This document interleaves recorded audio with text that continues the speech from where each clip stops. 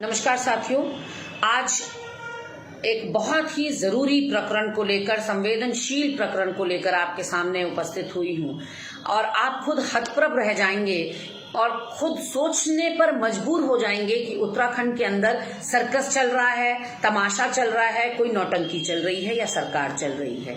आपको मैं बताना चाहती हूँ साथियों, महेश नेगी जो दोराहाट के विधायक हैं, उनके ऊपर दोराहाट की ही एक युवती ने यौन उत्पीड़न का आरोप लगाते हुए कहा कि पिछले 3 साल से महेश नेगी के साथ उनके संबंध रहे हैं और महेश नेगी ने उनका 3 सालों में उत्पीड़न किया है और जो उस महिला की बच्ची है 2-3 महीने की, वो ये आरोप लगाती हैं कि डीएनए टेस्ट कराया जाए और विधायक साहब से मिलान उसकी बच्ची का कराया जाए और अगर विधायक जी पिता साबित होते हैं तो फिर पिता का अधिकार, उसको पुत्री का अधिकार उसकी बेटी को मिलना चाहिए। ये उसने गुहार सरकार से लगाई।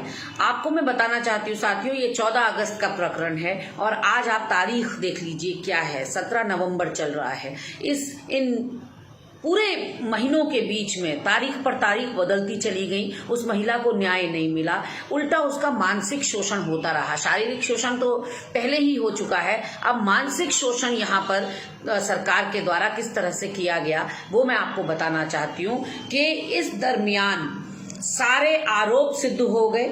आप लोगों के सामने इस प्रकरण को लेकर बहुत दिनों बाद आ रही हूं, इसलिए पिछली जांचों का हवाला आपको दे रही हूं। इस दरमियान पिछले 2 महीने में समाचार पत्र पटे पड़े थे कि सारे आरोप जो हैं वो पुष्टि हो रही है, धीरे धीरे पुष्टि की तरफ बढ़ रहे थे कि महेश नेगी कहां कहां उस युवती को लेकर गया, कहां कहां टहला और कहां कहां उसने उसको किस होटल में, किस कमरे नंबर में कितने दिन तक रखा। ये सारी चीजें यहाँ के समाचार पत्रों पर रोज छाई रही और हम सोचते रहे, अपेक्षा करते रहे, आशा करते रहे कि शायद ये सीढ़ी दर सीढ़ी उसके गले तक, उसके गिरेबान तक विधायक के ये जो साक्ष्य हैं ये पहुंचने में सफल होंगे।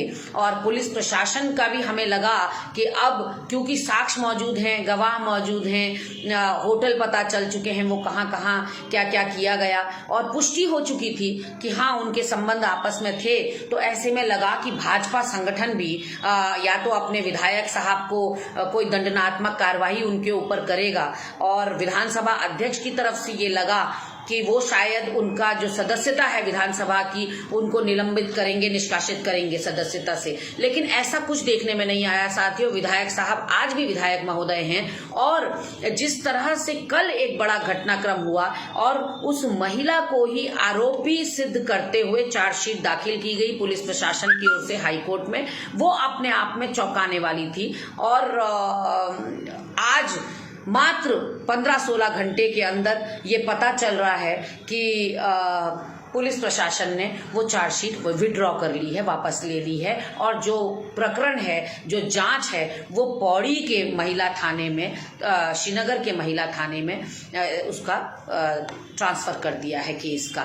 तो अब आप सोचिए कि कितनी बड़ी किरकिरी सरकार की यहाँ पर हो रही है। पुलिस प्रशासन जो अपने प्रोटोकॉल, अपने डिसिप्लिन के लिए जाना जाता है, वो इतनी बड़ी कोताही कैसे कर सकता है कि आप 15 घंटे पहले एक महिला को आरोपी बनाकर, जो शिकायत करता है, जो पीड़िता है, उसको आरोपी बनाकर चार्जशीट फाइल करते हैं और 15 घंटे के अंदर उसको विड्रॉ कर लेते हैं। तो कहीं ना कहीं एक नाटक नौटंकी सा यहाँ उत्तराखंड राज्य के अंदर चल रहा है, ऐसा जान पड़ता है।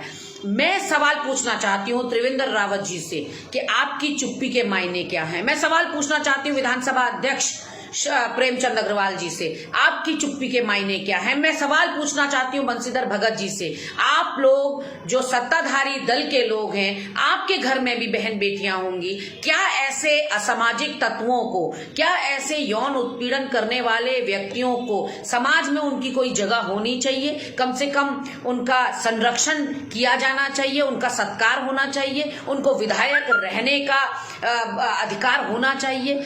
ये सारे सवाल मेरे उत्तराखंड की प्रबुद्ध जनता से भी हैं, आप लोगों से भी हैं कि क्यों ऐसे लोग चुनकर विधानसभा भेजे जाते हैं जिनसे हमको अपनी ही बेटियों की रक्षा करनी पड़े, जो रक्षक के भेष में भक्षक साबित हो रहे हों। क्या हमने ऐसे लोगों को वोट देकर विधानसभा भेजना चाहिए? क्या ऐसे लोग समाज के लिए हितकारी हैं? ये मैं पूछना चाहती हूँ। मैं जीरो टॉलरेंस की सरकार से बार बार पूछना चाहती हूँ, आप अपने विधायक को बचाने के लिए और कितना नीचे गिरेंगे? कोई सीमा है इस बात की कि आप विधायक साहब को बचाते बचाते, अपनी पार्टी का नाम और छवि बचाते बचाते कितनी जिंदगियों के साथ और खिलवाड़ करेंगे? उन्नाव से लेकर कठुआ तक, कुलदीप सेंगर से लेकर चिन्मयानंद तक, और अब संजय कुमार संगठन महामंत्री से लेकर महेश नेगी द्वारा हाट के विधायक तक, आप कितनी काली करतूतें और करेंगे? आखिर ये पाप का घड़ा एक दिन फूटेगा जरूर।